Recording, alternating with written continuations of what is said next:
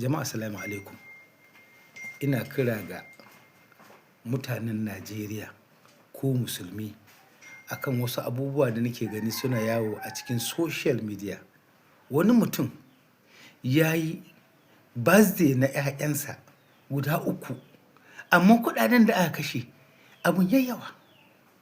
Alhali ƙasar nan tamu ƙasar musulmi ce, kuma shi kansa birthday party ɗin nan ba addinin Islama ba ne. Babu inda aka ce a yi birthday party, a yi wani abu a kuma kashe kuɗi a cikin wannan rayuwa da muke ciki ta musulmi. Bai ba da gudunmuwar addini ba officially wanda za a gani, amma an ɗauki social media ana sawa ga wani mutum ɗan Kano musulmi wanda ya kashe kuɗi na fitar hankali a cikin social media, kuma a ce wai a wani a birthday sunansa ma birthday ɗin turanci ne.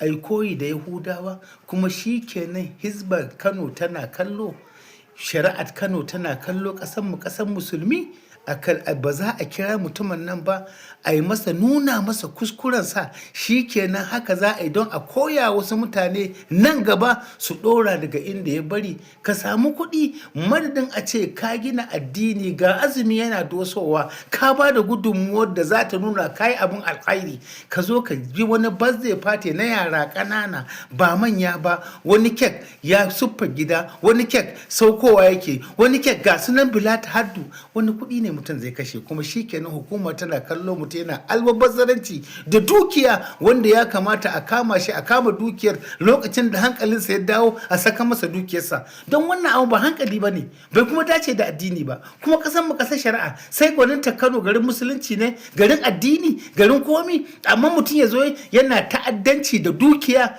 don tashi ce, shi ke nasa ya kyale shi. Ni ba wai zancen ni a bai almajirai ko amma don mi mutum ba zai abun da ya fi alkhairi da wannan dukiyar ba.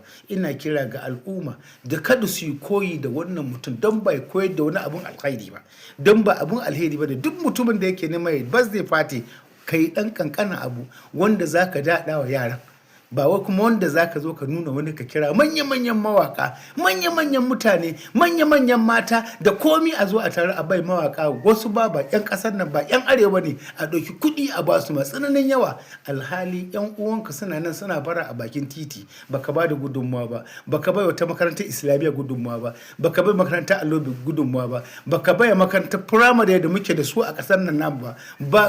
Cikin yara suna zama a ƙasa sai sun shifuɗa kwali ko buhu suna karatu, baka bai wani abu a muhimmi ba, taimako ba. A ce ka zo kana baiwa maroka da makaɗa 'yan binni irin na da, ko a ce 'yan masu kiɗa na DJ kana ɗaukan kuɗi kana basu.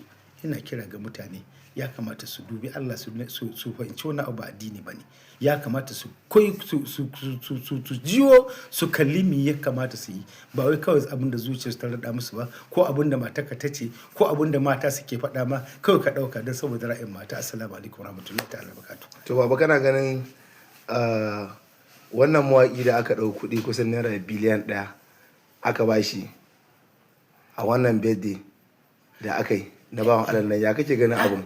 Bai dace ba. Ai shi yasa na ce an ɗauko mawaƙa 'yan gwasunan dai wanda suke shashanci, a ɗauki kuɗi masu yawa a basu. Shine ni misali, akwai makarantu na allo da suke buƙatar taimako, akwai makarantun islamiyya da suke buƙatar taimako, akwai masallatai da suke buƙatar taimako, akwai abubuwa da yawa da suke buƙatar taimako, akwai abubuwa da yawa da ya kamata a taimaki addini a ce kayi. Yanzu ka ɗauki biliyan 1 ka taimaki yara, ko ka taimaki sutura da yara za su sa, ko ka taimaki masallatai ga azumi ya doso, ai kayi gwaninta. Biliyan 1 ba a sace, biliyan 1.